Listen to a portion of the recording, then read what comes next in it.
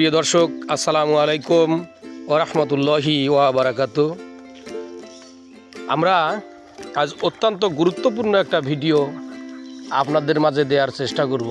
সেটা হচ্ছে, আমরা যারা এই দাঁতের রোগী রয়েছি, দাঁত নিয়ে যারা যন্ত্রণার মধ্যে আছি, আমরা তো বিভিন্ন ধরনের পেস্ট, টুথপেস্ট, পাউডার এগুলো ব্যবহার করি দাঁতের মধ্যে ব্রাশ দিয়ে।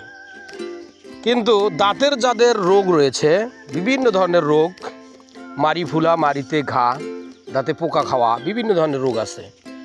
প্রাকৃতিক উপায়ে এই দাঁতের রোগ আপনারা নির্মূল করতে পারেন। সেই দৃষ্টিকোণ থেকে আজকের এই ভিডিওটা হতে পারে আপনার জন্য অতি গুরুত্বপূর্ণ। আমরা ছোটোবেলায় একটা দাঁতের একটা মাজন একটা ব্যবহার করতাম, মেসোয়াক একটা ব্যবহার করতাম। বর্তমান সময়ে এই বনে জঙ্গলে এটা খুব চোখের মধ্যে কম পড়ে। তারপরেও আজকে আমরা খোঁজার জন্য বের হচ্ছি, দেখি এটা পাওয়া যায় কি না। যদি পাওয়া যায়, যারা এই ডালটাকে চিনবেন অবশ্যই এই ভিডিওতে কমেন্টস করে জানাবেন যে ভাই এটা ছোটোবেলায় আমরাও ব্যবহার করছি। তবে সেই সময় আমরা এই যে বৃক্ষটা, এই যে গাছটা, এটার অবশ্য গুণাবলী সম্পর্কে আমাদের ভালো সঠিক একটা ধারণা ছিল না।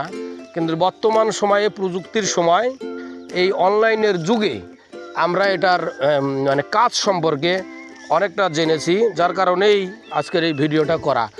সেলিম, সেলিম, এই যে পাওয়া গেছে, দিঘায়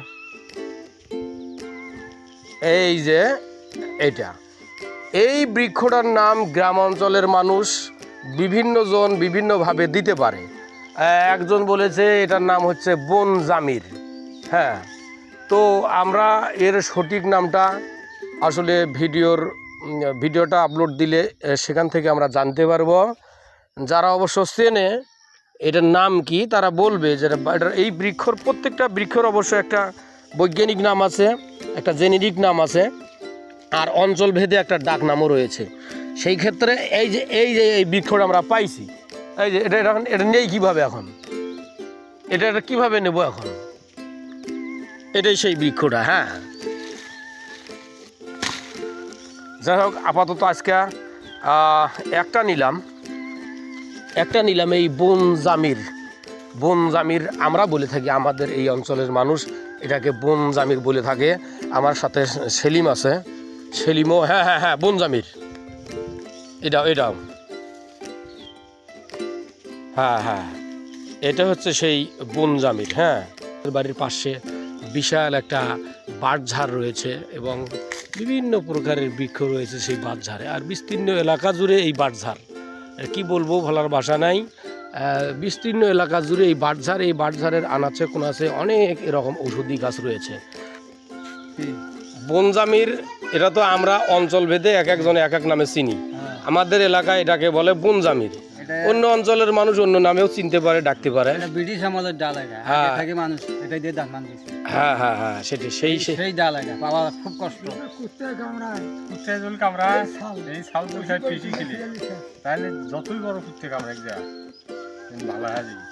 এই ওষুধ পাওয়া যায় না, এই ওষুধ তাহলে এটা মানে বিশাল উপকারী একটা ডাল, দাঁতের জন্য বিশেষ করে।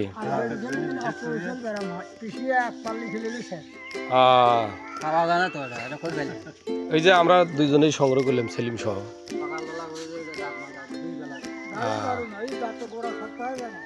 আচ্ছা, গোড়া শক্ত হয়, দাঁতের গোড়া শক্ত হয়, এবং দাঁতের আরো কোনো রোগ টোক থাকলে সেগুলো ওটার থেকে মুক্তি পাওয়া যায়। মাশাআল্লাহ, দর্শক দেখলেন যে আসলে আমরা যে জঙ্গল থেকে যে ডালটা সংগ্রহ করলাম, এই বনজামির, এই গ্রামের মানুষ আসলেই বেশি কিছু লাগে না দাঁতের রোগ সরানোর জন্য, প্রাকৃতিক উপায়ে তারা ওটার থেকে যে গোটাটা বাড়াবে না, হ্যাঁ ওটা কিন্তু মিষ্টি হয়। পাকলে মিষ্টি হয়, এটার গোটাটা ওটার থেকে বাড়ালে ওটা মিষ্টি হয়। আচ্ছা, ঠিক আছে চাচা, তথ্য দেওয়ার জন্য আপনাকে অসংখ্য ধন্যবাদ। আসসালামু আলাইকুম। ওয়ালাইকুম আসসালাম। এই বাঁশঝাড়ের পাশেই তো আপনাদের বাড়ি, আর এই ডালটার কাজ মানে এই আমরা শুনলাম যে এই ডালটা দিয়ে দাঁত ঘষলে নাকি দাঁতের বিশাল উপকার হয়, এটা কি আসলে কতটা সত্য? এই ডালটা আসলেই সত্য। এই যে যারা ওই দাঁতের রোগ নিয়ে যারা দুশ্চিন্তায় আছে, তাদের জন্য তো এটা খুবই উপকারী। ঠিক আছে দর্শক, ভিডিওতে জানিয়ে দিবেন আসলে অঞ্চল ভেদে আপনাদের এলাকায় এই ডালটি এই বৃক্ষটিকে কে কী হিসেবে চেনেন, হ্যাঁ সেটা আপনারা কমেন্টস করে জানাবেন। সকলের সুস্বাস্থ্য কামনা করে আজকের ভিডিওটি এখানে শেষ করছি। আসসালামু আলাইকুম ওয়া রাহমাতুল্লাহি ওয়া বারাকাতুহু।